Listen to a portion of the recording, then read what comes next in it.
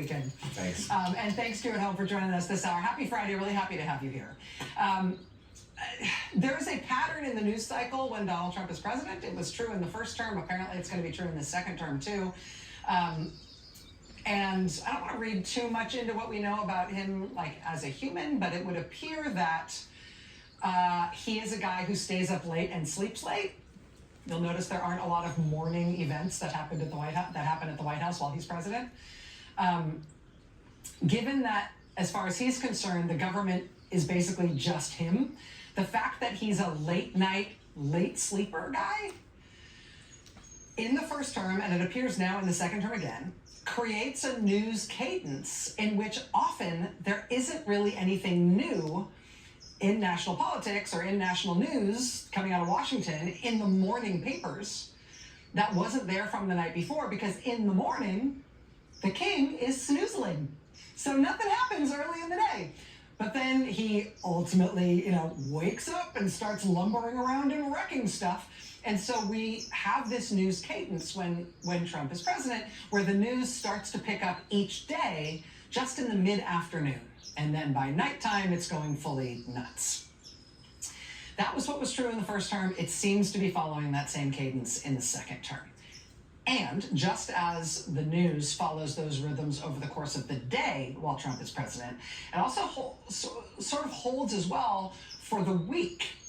In general, what we experienced in Trump's first term was that stuff goes more nuts on Fridays than it does on Mondays, because I guess he gets momentum or whatever. That appears to be happening in this second term as well. All that said, it means it's particularly good to have you here this Friday night and every Friday night, because by Friday night, stuff is generally going great guns, and tonight is no exception. So we got a lot to get to tonight. A big story on Social Security that I really think is very important and really want to talk with you about. But we got a bunch of updates to do on stuff that has been developing over the course of the day. First of all, a big update on a story that broke last night while we were on the air. It broke while I was talking to Tim Walz on the air. We got a live reaction from him here on it during the show. This was the New York Times report, this insane story late last night, that the Trump administration was planning this morning, Friday morning, to give Trump's top campaign donor the U.S. military's detailed, highly classified operational plans that we as a country would follow if we ever went to war with China. Now, Elon Musk, the president's top campaign donor, is of course deeply involved with the Chinese government. He has multi-billion-dollar outstanding loans with China.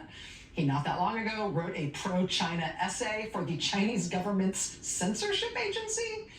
The majority of Tesla cars now are manufactured in China. That is where he has his largest factory, and he built that factory with direct involvement from the Chinese government.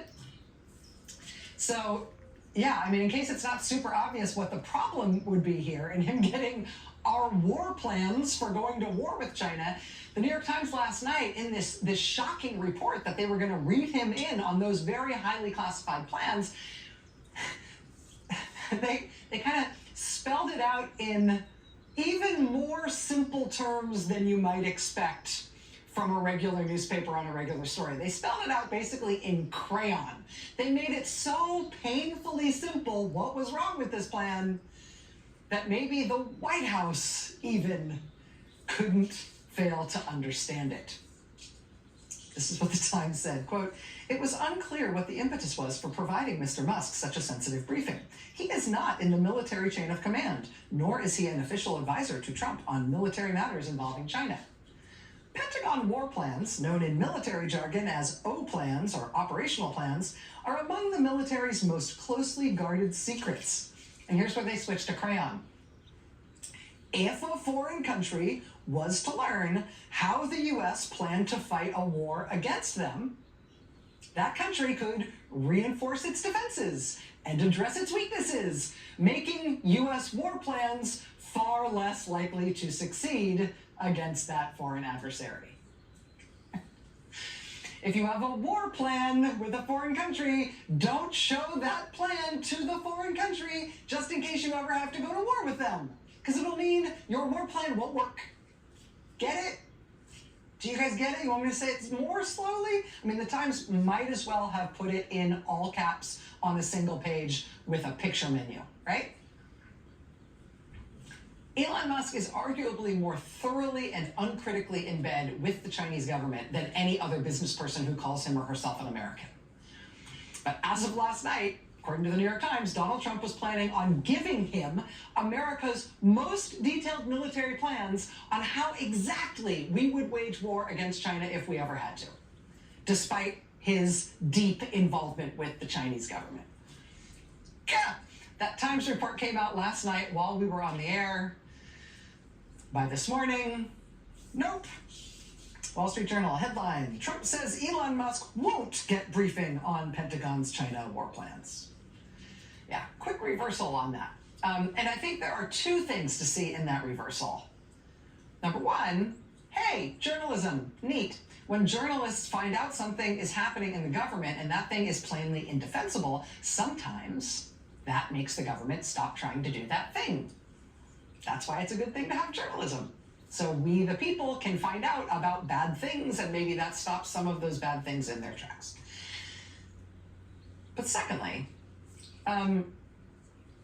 given his track record, I don't tend to believe things the president says just because he says them. But in this case, I'm a little bit tempted to believe him, or at least to consider the possibility that he might have been telling the truth when he told reporters this morning, or today, that he didn't know this so-called briefing on the China war plans for Elon Musk was happening. He didn't know about it. He just heard about it in the New York Times. He told reporters today that once he heard about it because of the Times reporting, he, quote, contacted White House Chief of Staff Susie Wiles and Defense Secretary Pete Hegseth to ask them, hey, what's this briefing that you guys are doing for Elon? Now, was he telling the truth there? I don't know, but pick your poison. Either the president ordered the Pentagon to give away the most highly sensitive and valuable national security secrets we most desperately want to keep away from China. He either ordered that we give away those secrets to his top campaign donor, who is very close to the Chinese government, or the president did not order that, which means his top campaign donor arranged that for himself and almost got it, and would have gotten it until the New York Times spilled the beans, which stopped it. Either way, do you feel like our national security is in steady hands? Did you vote for Donald Trump because he was going to be tough on China? How are we doing? Today was another bad day in court for the Trump administration, specifically on their effort to try to kick all transgender service members out of the U.S. military. The federal judge overseeing a challenge to that ban in Washington today just tore the bark off the Trump administration lawyer who's been trying to defend what Trump is doing there. That judge today ordered that the plaintiff service members who've been put on administrative leave by Trump, the judge ordered today that they must all be taken off administrative leave and reinstated by 5 p.m. Eastern time tonight. The judge also, in court, in open court, just excoriated the Trump administration lawyer effectively for lying about what the Defense Department has been doing in this case. The judge said, quote, "The court is not going to be gaslit. The Secretary of Defense called it a transgender ban. This idea that you can just come in here and pretend, or have us pretend, that what's happening is not actually what's happening is totally unacceptable. Everyone knows what this ban is intended to do. Everyone knows." The judge said, again, this is all in open court. The judge said, quote, "I am not going to abide by government officials saying one thing to the public, saying what they really mean to the public, and coming in here to the court and telling me something different like I'm an idiot. I am not an idiot." So that happened today. Also, we've now, just in the last few days, seen some of our closest friends and allies issue travel warnings advising their citizens to think twice about traveling to the United States because of new risks associated with traveling here. These are travel warnings against coming to the United States that are being issued for citizens of Germany and Finland and Denmark and the UK by the governments of those countries. We are no longer seen as a safe place to travel because of the arbitrary and unpredictable, and in some cases just bizarre behavior of the Trump administration toward people who are here legally visiting from other countries. Today also we got news that the National Weather Service has announced that in yet more locations, Trump's draconian and indiscriminate and as yet undefended, inexplicable cuts to the National Weather Service mean that we no longer are going to be able to launch weather balloons in multiple locations. Weather balloons are how we collect the data that is the backbone of our daily weather forecasts. In multiple sites all over the country, they launch these weather balloons twice a day, and those balloons feed atmospheric data into the mathematical models that predict how the weather is going to develop, which is how we get weather forecasts. We had previously reported on them having to cut weather balloon launches in Maine and in Alaska and in Albany, New York. Now, because of Trump's additional firings in the National Weather Service, they're having to cut weather balloon launches to 1 per day rather than 2 per day in Nebraska, South Dakota, Colorado, Wisconsin, Michigan, and Wyoming. And because of Trump's cuts to the Weather Service, they are now cutting weather balloon launches entirely. They are down to 0 per day, specifically in Omaha, Nebraska, and in Rapid City, South Dakota. But hey, it's not like there's ever any weather in those places, right? So that will probably be fine indefinitely.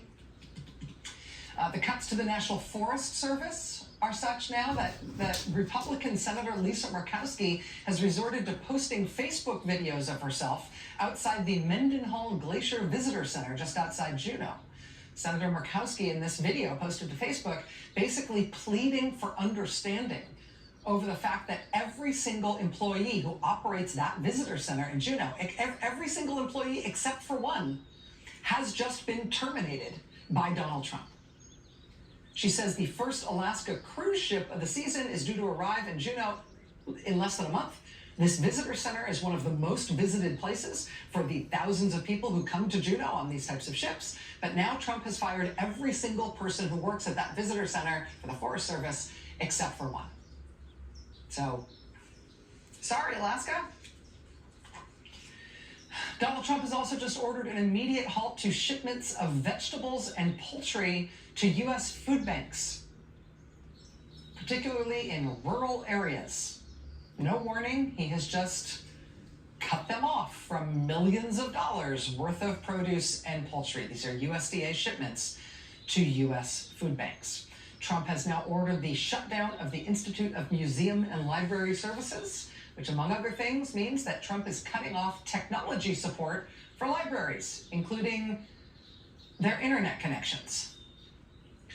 Trump has cut off summer reading programs for kids at libraries. He has just cut the funding for, say, interlibrary loans. He has just cut the funding that lets your local library provide you free access to old newspapers and other historic records, which millions of Americans use for basic research on things like real estate or genealogy research on their own families.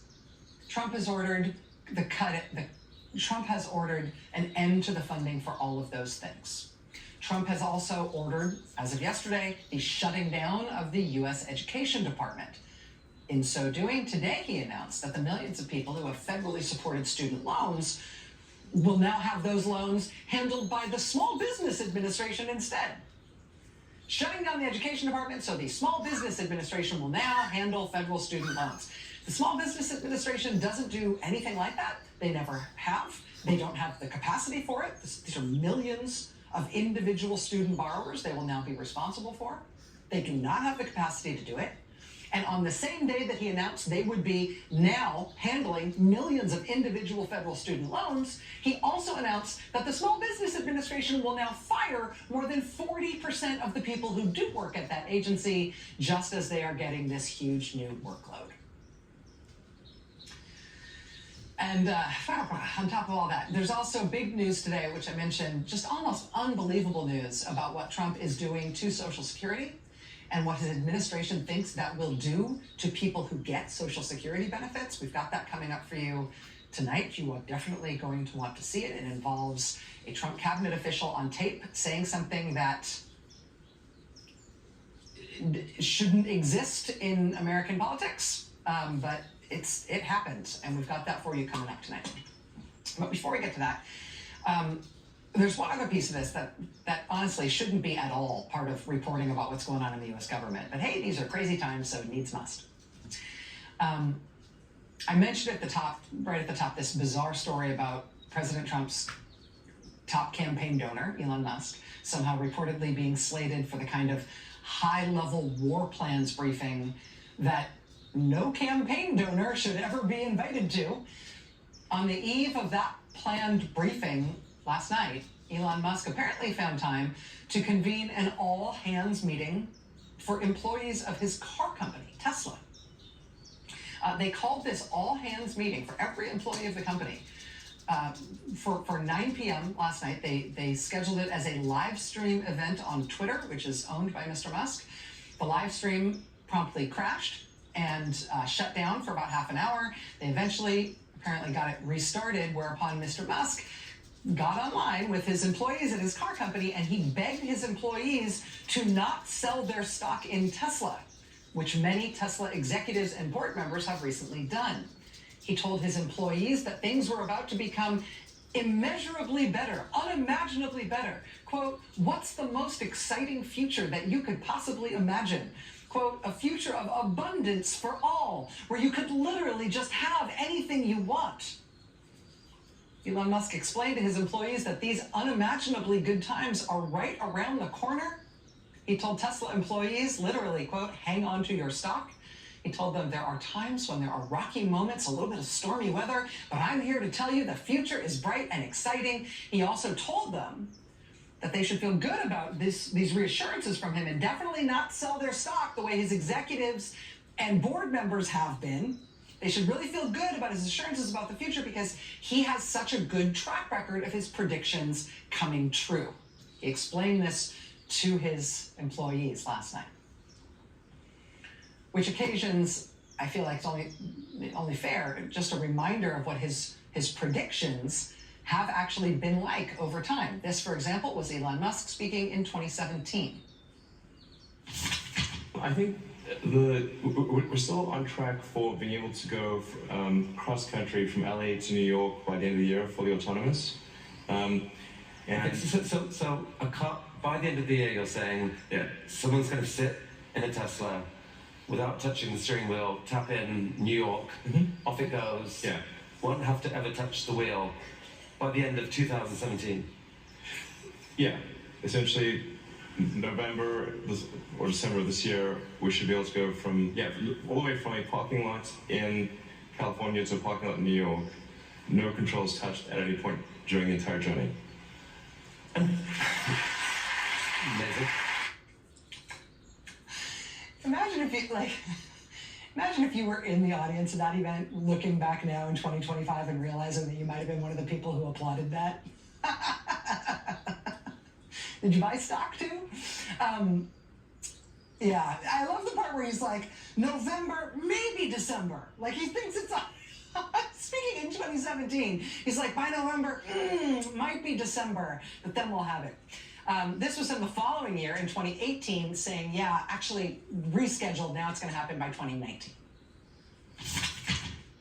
I think probably by end of next year, self-driving will encompass essentially all modes of driving and be at least 100 to 200% safer than a person by the end of next year. We're talking maybe 18 months from now. So that was him in 2019 saying, no. That was him saying it would all be done by 2019. This was him in 2019 saying, no, maybe it'll be done by 2020. But by then, it's not going to be your own car. By then, it's going to be taxis. The taxis are going to be driving themselves by 2020. I feel very confident predicting autonomous robo-taxis for Tesla next year. Autonomous robo-taxis for Tesla next year by 2020. Luckily, by the time none of these things came to pass, when he said they would come to pass, none of us cared because as of then, meaning as of now, we're all living on Mars. I think if things go according we should be able to launch people probably in 2024 with arrival in 2025. Again, like, he's just doing the math right there. You see him squint. We're gonna be, how long will it take to? 2024, we're gonna be shooting people off to Mars, and they'll get there by 2025. Confident. Here it is, 2025. Mars isn't nearly as hot as I thought it would be. These are the kinds of predictions that he has used to stoke the hype around himself and his companies year after year after year after year. It's a running joke, right? His predictions. But the faith in Elon Musk and in all the things that he can see coming true in the future has driven him to the position that he's in now with our US government. Meanwhile, in his actual businesses, Tesla stock has lost over 50% of its value in the past 3 months. Edmunds.com just reported that more people are trading in their Teslas than ever before. The share of Teslas among all cars they're seeing being traded in is 300% higher right now than it was this time last year. When JP Morgan radically slashed their forecast for Tesla sales this quarter, their analyst said this week, quote, "We struggle to think of anything analogous in the history of the automotive industry in which a brand has lost so much value so quickly." And that was before we found out that they were recalling nearly all Cybertrucks on the road for the 8th time, this time for the risk of pieces of the body coming loose and flying off in traffic. And weirdly, that kind of thing shouldn't have to factor into news about the government of the United States, but these are strange times. And fired up times. Members of Congress have been on recess this week. Many of them left D.C. to spend time in their home districts, which means that many of them have been holding town halls at home to talk to their constituents. Many of their constituents are confused and scared and mad about what's been going on with Elon Musk and Donald Trump in Washington. We've been covering them on the show all week. We've been covering things like this on the show since the very beginning of the Trump administration. Just this week, though, there have been so many, we haven't been able to show you all of them. Here's just a snapshot. This was Golden, Colorado on Wednesday. Totally full house, absolutely packed auditorium. This is a town hall hosted by Democratic Congresswoman Brittany Petterson and Democratic Senator Michael Bennet. They got an absolute earful from their constituents, basically asking them to fight harder. Particularly Senator Michael Bennet got an earful from people telling him to stand up more strongly against Musk and Trump. People were very angry with him for voting to confirm some members of Trump's cabinet. Watch this. It really doesn't seem like there's a plan. I know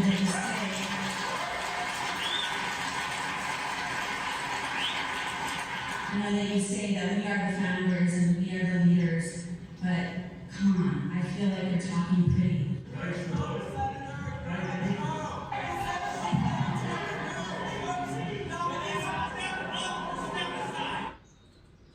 Step up or step aside. Constituents furious with Senator Michael Bennet for having done anything other than stand up to Trump, particularly voting for some of his cabinet nominees. This was Poughkeepsie, New York, Wednesday this week. A full house, around 800 people showing up to Democratic Congressman Pat Ryan's town hall. Look at that room. Another full room in Frederick, Maryland this week to hear from Democratic members of Congress Jamie Raskin and April McClain Delaney. So many people showed up in Frederick, Maryland, they had to turn people away because there wasn't enough room and they didn't have an overflow set up. In Concord, California last night, Democratic Congressman Mark DeSaulnier spoke to a packed crowd inside a high school gym. You know, and it's not just Democrats holding town halls, and it's not just Democrats showing up to them. Here's some local news coverage from Salt Lake City, Utah last night from a town hall held by two Republican members of Congress, Congresswoman Celeste Malloy and Congressman Mike Kennedy. Watch.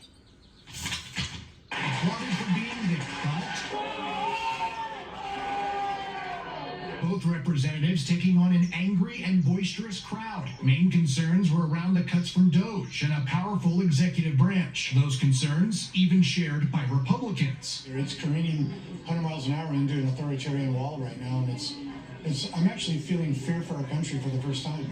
I'm a registered Republican. I've been my whole life. I am just distressed by the flaunting of the rule of law.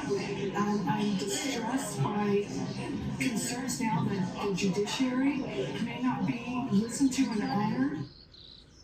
Again, those are Republicans there, including the one saying it's careening 100 miles an hour into an authoritarian wall.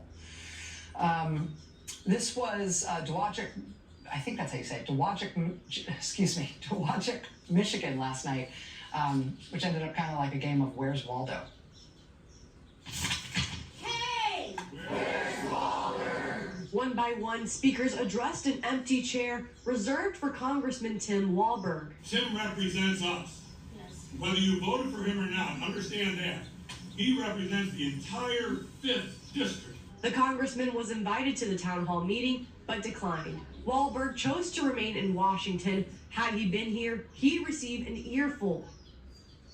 Had he been here, he would have received an earful. There was another no-show in Fairbanks, Alaska this week. Voters inviting their Republican Senator Dan Sullivan to a town hall when he didn't accept their invitation. Nearly 200 Alaskans showed up anyway. They actually needed that overflow room. Again, this is for a town hall where the senator was not in attendance. They addressed their questions to his cardboard cutout, which they propped up at the front of the room. This was Nevada City, California, a cardboard cutout of Republican Congressman Kevin Kiley. You might remember earlier this week, he held a town hall on the phone. That's all he's been willing to do. His constituents practically melted the phone lines. More than 25,000 people called in. But look at this. Even after that, more than 700 people showed up to this last night to talk to the cardboard version of their congressman. More than 700 people, even though Congressman Kiley was not there in person, which his constituents are not going to let him forget. You saw signs like this. Look at this sign. Kevin Kiley is ghosting us. We see right through you. I had to blur this a little bit because the cute little ghost is making a rude gesture. You can imagine. I didn't even know they had fingers.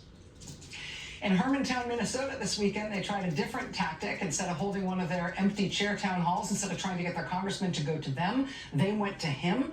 Republican Congressman Pete Stauber's constituents in Michigan showing up outside his office in the cold to protest. Another large protest was held outside of Congressman Pete Stauber's Hermantown office today. It's the fourth in just the past month. Protesters are calling on the Republican to address what's happening in Washington in regards to DOJ's sweeping cuts to federal agencies. They argue Elon Musk, who is not an elected leader, has made many drastic changes with impacts to the Northland. The protesters say they've reached out to their lawmaker but have received silence in return. The congressman has been traveling in the Northland the past few days. You see these photos making stops in Bemidji and Grand Rapids. Since January 20th, when President Trump was elected, and then when he installed DOJ, I think that there's been a lot of attacks, especially on the federal workforce, and people are upset, and they're afraid, they're angry. Again, this is just a snapshot of what's been happening this week. I got to tell you, tonight in Denver, Colorado, Senator Bernie Sanders and Congresswoman Alexandria Ocasio-Cortez, they just wrapped up an absolutely, look at this, absolutely enormous outdoor rally in Denver. Look at this. This is tonight in Denver, Colorado. More than 34,000 people turning out in Denver Civic Center Park. That's the largest, but events large and small, protesting what's going on with Trump and trying to encourage Democrats to stand up against him. It's been going on all over the country this week, especially with members of Congress home for recess. It would take me all night to show you everything. Been trying to do at least some of it every night. Lucky for you, though, there's going to be a big focus tonight on the last word right after this hour here on MSNBC about the pushback we're seeing with protests in town halls. The great Ali Velshi is in tonight on the last word. He's going to be talking with Democratic Congressman Ro Khanna, who's been hosting town halls in Republican-held districts all across California. They're going to have a big focus on this tonight at 10 p.m. Eastern. You're going to want to stick around for that. We got lots more to get to tonight. Stay with us.